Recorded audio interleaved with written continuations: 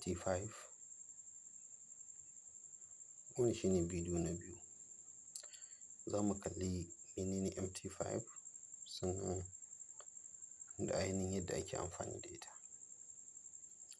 So idan muka duba wa'annan su ne ainihin kuɗaɗen da ake amfani da su, kuɗaɗe ne na duniya.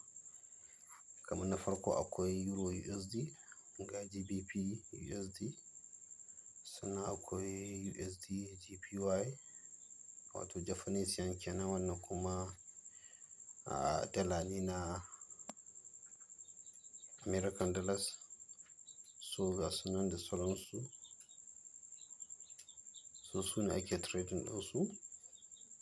So matakin farko in ka shigo, idan kana son ka ƙara wasu abubuwa da baka da su sai ka danna. Idan ka shiga akwai Forex, akwai energy, akwai indices, akwai crypto, akwai stock Australia, akwai stock France, ga su nan stock na ƙasashe ne da dama. Ga su nan duk wanda mutum ya ga dama yana buɗe file ɗin zai iya ƙara su. So ko da ka nemi wani abu baka samu ba, da ka shiga za ka gan shi. In ka tashi wannan za ka danna plus kenan. So yanzu abin da zamu kalla shine bari mu buɗe charting na Euro USD. In kana so ka buɗe chart ɗin sai ka taɓa shi. Da ka taɓa shi sai ka sa chart. Ga charting ɗin ya buɗe. So daga can sama in muka lura sosai za mu ga nan gurin akwai shine buy, ga sell, ga kuma ainihin level ɗin da muke so abun mai kasance. Mun ga dama muna iya ƙara shi, mun ga dama sai mu rage shi. Amma ga wanda yake koyo ya bar shi a 0.01. So yanzu ga kasuwar mu ta Euro USD wato Euro versus US dollar. So za ka iya juya shi. In ka juya wayarka haka za ka ga ya baka ainihin yadda kasuwa take tafiya. So za mu zo mu ɗauki wannan candle ɗin. Wannan abin da kuke gani ja da black shine muke ce ma candle. Shine candle. So kamar misali,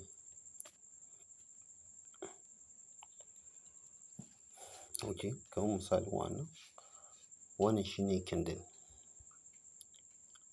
Candle wanda ke bada sell ko buy. So ana analysis ɗin shi. Ta yaya za a yi analysis ɗin shi? Za mu zo wa'annan candle ɗin gaba ɗayan su. Za mu zo muyi analysis ɗin shi mu ga yadda yake. Ya za a yi ka siya, ya za a yi ka sa buy, ya za a yi ka sa sell.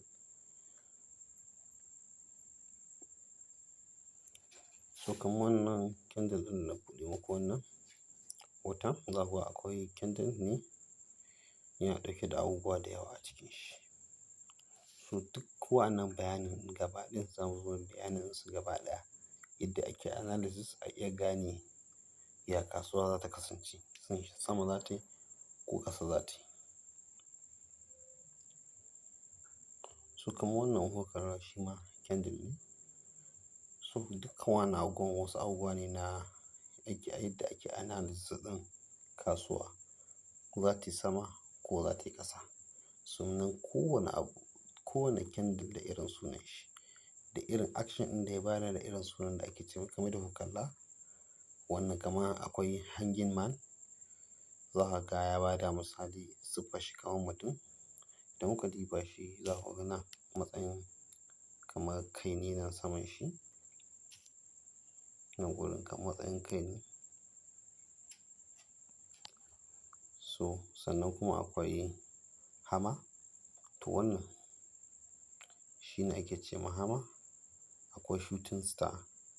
Sannan akwai invested hammer wato wanda ake investing. In ta nuna ma irin wannan hammer to shine za ka yi sa buy. Sannan kuma akwai gravestone doji. Sannan akwai dragonfly. Sannan akwai long legged doji da sauransu ga su nan. So wa'annan za mu zo gaba ɗaya kowanne za mu ɗauko shi mu san amfanin shi, ya ake, ya sunan shi, ya ake iya gane shi. So abin da za mu ci gaba shi ne ya ake amfani da, so ya ake amfani da mita. So wannan ita ce ake cewa meta5 kamar yadda na nuna muku. Idan kuka diba akwai buy, akwai sell. So idan za mu sa order, ya za a yi mu sa order. Kafin ka sa order ka dole sai ka diba ainihin chart ɗinka. Idan muka lura nan sosai kafin mu zo mu fara analysis, na farko abin da ka lura da shi shine ina kasuwa take. Duka kasuwar ina ta tashi, ina ta fara. So idan muka lura sosai daga nan wannan matakin za mu ga kasuwa ɗagawa take yi. So za mu zo mu yi analysis mu ɗaura shi mu ga yadda kasuwa ta kama. So mun ga alamar kasuwa tana ɗagawa. So it's possibility ne kasuwa ta sauka. To amma idan muka diba yanayin yadda kasuwar take, bari mu diba mu gani a can baya kasuwar ya ta kasance.